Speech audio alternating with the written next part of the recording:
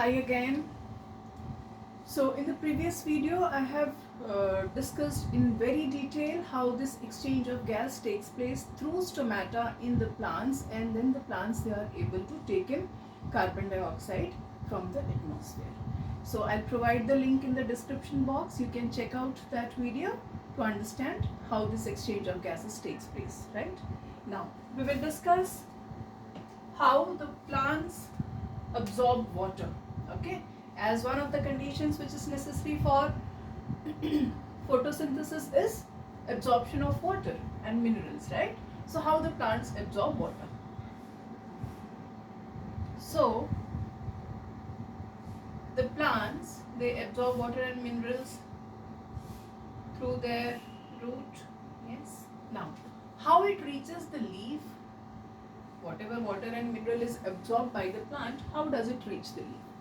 So in the plant there are two such tube-like structures present. आप कह सकते हैं कि एक तरह का पाइपलाइन है जो यहाँ से वाटर मिनरल्स जो एब्जॉर्ब होते हैं उनको वो लीफ तक पहुँचाता है. तो इन पाइपलाइंस के कुछ नाम हैं. एक पाइपलाइन जो वाटर और मिनरल को पहुँचाता है, that is called as xylem.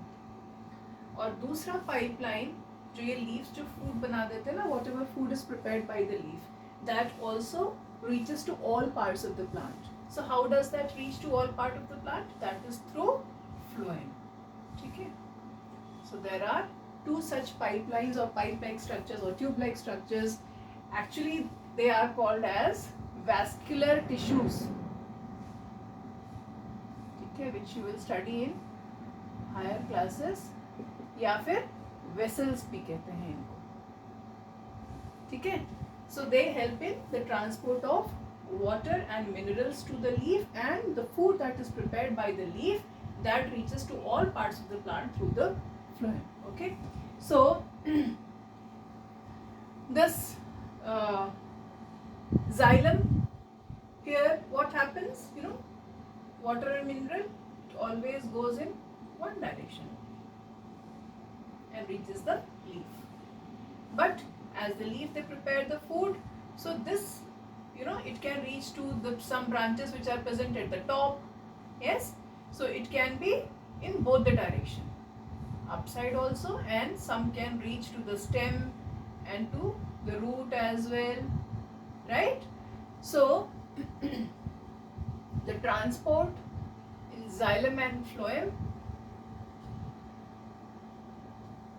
in xylem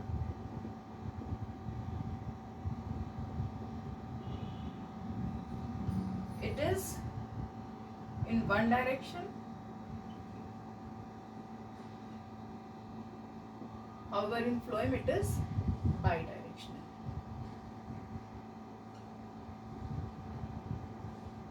ठीक है? So one direction can also be called as unidirectional. And other difference, if I talk about xylem and phloem,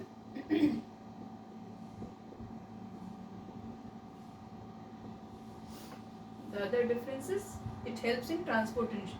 Xylem helps in transportation of water.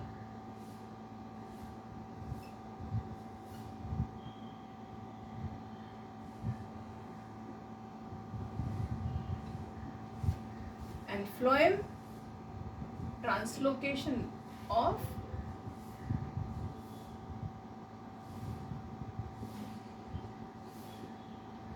food. Alright, so this is the difference between xylem and phloem. So now we have understood how water is absorbed by the plants and it reaches the leaf. Now the leaf, it is called as the food factory. Food factory of plants. Yes, or also called as kitchen of the plant.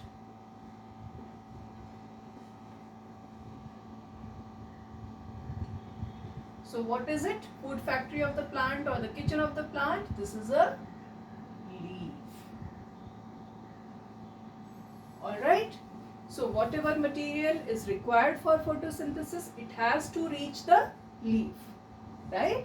So that the leaf, it can take all the materials and prepare the food, like our mothers do. They take up all the ingredients that is required for making our favorite food, and then they prepare it, right? So the same is the function of the leaf. It takes up all the ingredients, all the raw materials that is required for photosynthesis, and prepares the food. And that food which is prepared is sometimes carbohydrate,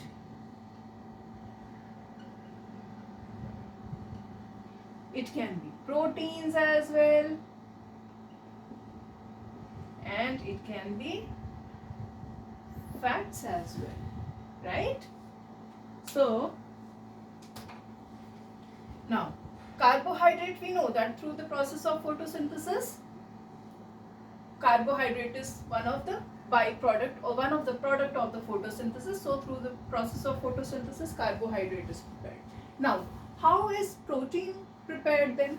So for this protein, what happens that whatever carbohydrate is prepared by the plant in the process of photosynthesis, that combines with nitrogen.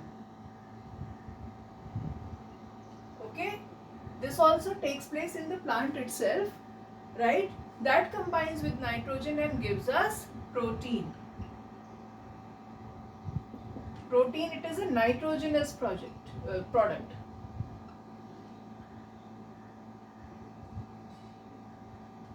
Right? Why nitrogenous? Because it contains nitrogen.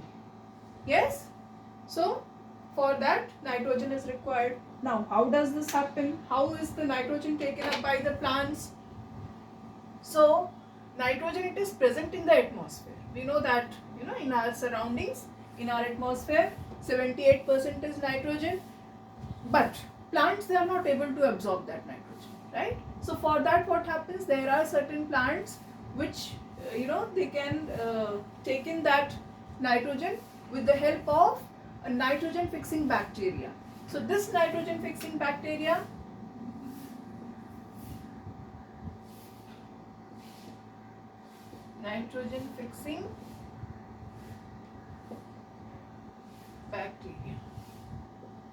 one example of nitrogen fixing bacteria is rhizobium.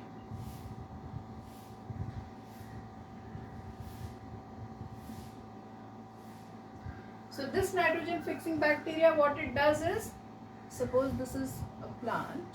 So you might have seen even, sometimes when methi, vegetable methi, that green leafy vegetable that comes to our place. So inside that, the vegetable root, we'll see that there are some knot-like structures present. Some such knot-like structures are present in the root. So in these knot-like structures, basically these knot-like structures, they are called as root nodule. They are called as root nodule, right? So in these root nodules, this rhizobium bacteria stays.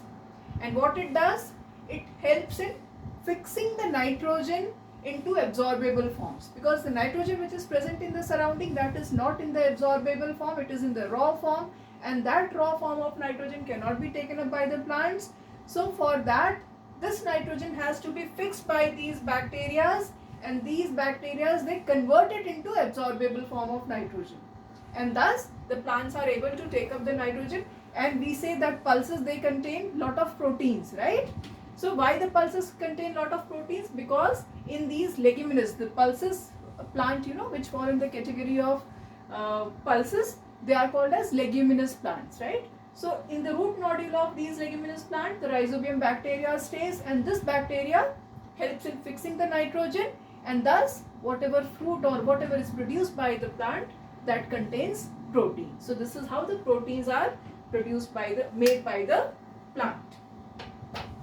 So that's it for this video, because unnecessarily the video will get long. Rest part I'll cover in the in the next video, and the videos which are related to the chapter I'll put them into the description box. I'll put the link to them into the description box, so you can check out the whole of the chapter about the autotrophic, heterotrophic, photosynthesis, its requirement, all into the in the previous videos. So link will be there in the description box.